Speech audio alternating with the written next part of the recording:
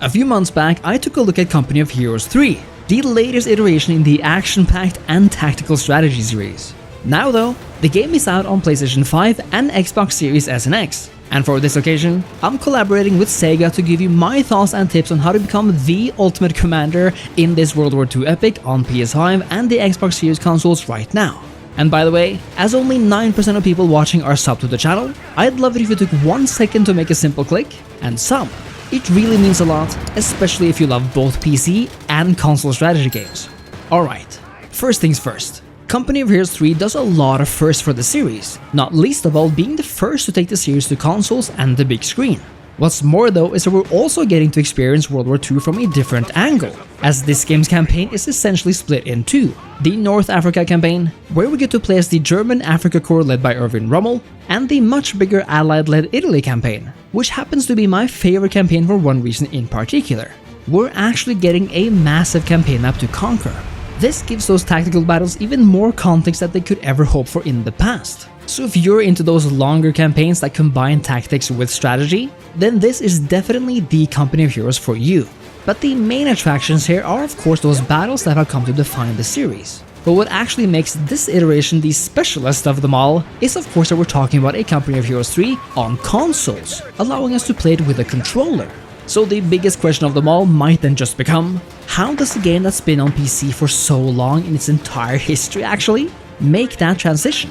Well, surprisingly, and I'm actually not joking when I say this, if you'd never played the games on PC, you'd hardly know it wasn't a console game to begin with. That's actually just how good these controls are. Now don't get me wrong, that doesn't mean it's not gonna take you some time to learn the controls here, but that's true for most games out there, isn't it? And frankly, without even playing a single tutorial, I managed to learn the basics in just one match. And I think it comes down to one thing. Company of Heroes control scheme isn't actually at all that complicated to begin with. What we're doing here is moving soldiers and cars and tanks around the field. And just as on the PC version, we are selecting them before we can click on a random spot, a place for them to take cover, a control post, or of course an enemy unit in the flesh. The same goes for actually ordering units to the field or building new barracks or depots. Although now, we have a few more buttons to click. Clicking L2 will open up the context menu, allowing us to choose the various options innate in the building. In this way, we can now expand our base to include the outfits we need, be it riflemen, bazooka units, or indeed, some fast-moving light motorized magic. By clicking down, we open the various upgrade options for whatever building we're looking at, and are able to spend resources on purchasing them. The same goes for the use of these upgrades in the field. Clicking on a unit, and then holding L2 opens the ability reel, allowing us to make use of the specialized skills and abilities of our various units. And our units are of course at the center of Company of Heroes 3, and if you're unfamiliar, let's dive into what this really means. You see, Company of Heroes 3 is all about balance, because Company of Heroes 3 is all about skill. Our different factions have their own strengths and weaknesses of course, but there's something that goes for no matter who you're playing, namely unit stats, and a little something called rock, paper, scissors mentality. You see, soldiers in the field of the same type have no innate advantage over each other, so I guess we can call that paper on paper. But say you were to add another piece of paper, to really squeeze that second paper in. Tactics like these are vital parts of Company of Heroes 3. Just promise me you'll be wary of soldiers with flamethrower attachments, okay? Because as we all should know, paper doesn't really do well against straight up fire. But say your little paper is pinned down by a somewhat stronger piece of paper. Well, send in the full-on rock. It's never been a bad idea to send in the tanks, our World War II version of the heavy cavalry. Tanks are versatile units, both being able to grind down enemy soldiers in the field and deal great amount of damage to other tanks. For you see, you often do well to field tanks before the enemy does, but you definitely do well to field them if the enemy already has them. If not tanks though, why not go for the less expensive option, with the Guerrilla Tactics Bazooka unit, which is a great hit and run alternative, or the slower but seriously powerful anti-tank field gun, which can take down tanks not just in a few hits, but from seriously far away. All of this goes for the console version just as much as it did on the PC, and I've had no trouble adapting my tactics from mouse and keyboard to my controller.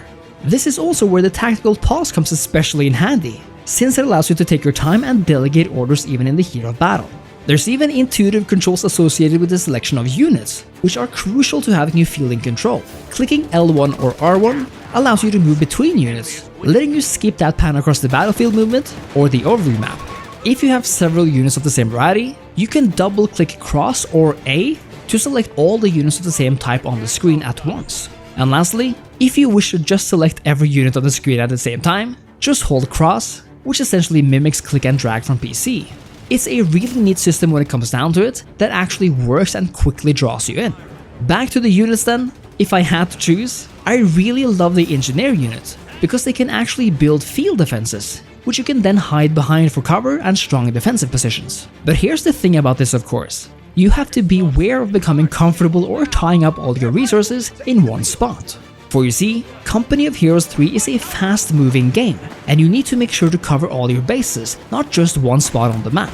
As we touched upon before, this is a game about balance, and you need to balance your spending of resources with your acquiring of resources. Each map is covered in bases and outposts, and each base holds one of these several resources.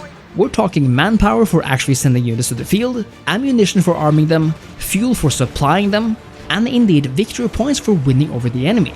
There are several approaches to take here, meaning you need to weigh your strengths against your opponents. Say you want to go for an early victory point boost to shake up the enemy players' morale.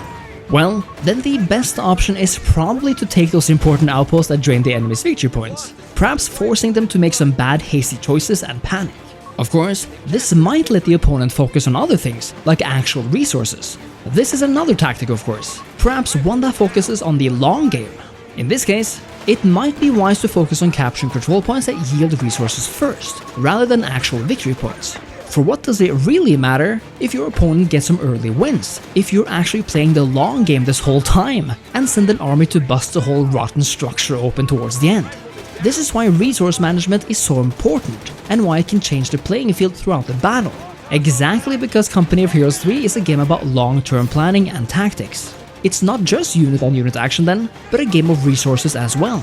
But there's more here, as Company of Heroes 3 allows us to choose a few special abilities depending on our choice of support. If you prefer surprise artillery and airstrike support, or perhaps a few and fresh new units, the choice is yours, and can really help to turn the tide of battle.